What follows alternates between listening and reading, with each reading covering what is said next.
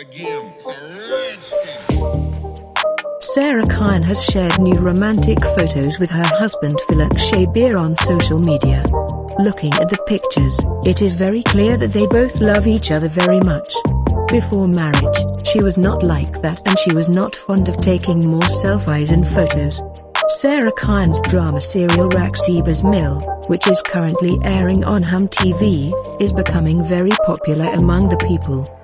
But some people seem to be criticizing the script of this play.